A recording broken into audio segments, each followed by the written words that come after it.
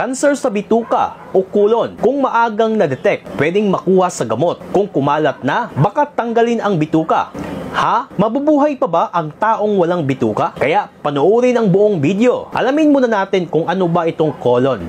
Ito yung malaking bituka or large intestine, para itong tubo na konektado sa maliit na bituka o small intestine sa isang dulo at sa anus sa kabilang dulo. Ito rin ang nag-aalis ng tubig at iba pang nutrients at electrolytes mula sa bahagyang natunaw na pagkain. Kapag may alien o kakaiba sa colon, halimbawa tumor, bukol o polyps, may paramdam to, lalo na kung papunta na sa cancer.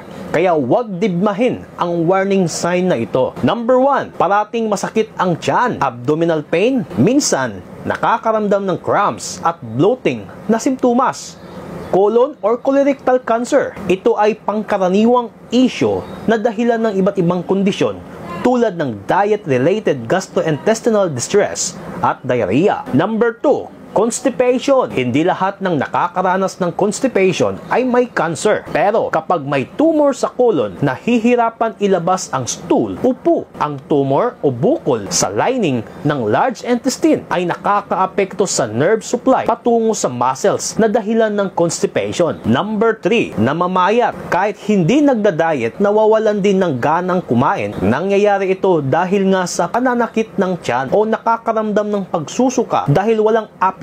Hindi nakakakain ng sapat at masustansyang pagkain upang ma-maintain ang timbang. Number 4, madaling mapagod. Kahit walang ginagawa o nakatayo lang ay napapagod, at kahit idaan sa pahinga o pagtulog ang patig para i-regain ang lakas ay wala rin. Sa simula, sandali lang ang nararamdaman na pagod, pero habang tumatagal, dumadalas ito hanggang nakakaapekto na sa regular na ginagawa at kasiyahan. Ang cancer-related fatigue ay isa sa pangkaraniwang side effects ng colon cancer at kadalasang nangyayari ito ng biglaan. Number 5, lumiliit ang poo o stool. Kung hindi madalas ang pagliit o pagpayat ng stool, hindi naman siguro ito big deal ito. Pero kung ang stool o poo ay parang lapis o ribbon sa payat at madali itong mangyayari, may something sa colon. May sinyalis na pagharang sa colon na dahilan ng pagpayat ng stool. Pwedeng bumabara ang bukol kaya lumiliit yung size ng stool. Isang sinyalis yan ng colon cancer. Number 6, may naiwan pa. Yung feeling na after bowel movement, parang may natira pa na kahit isang galong tubig na ang nainom ay hindi pa rin lumalabas si poo. Parang nandun lang siya, nakastuck.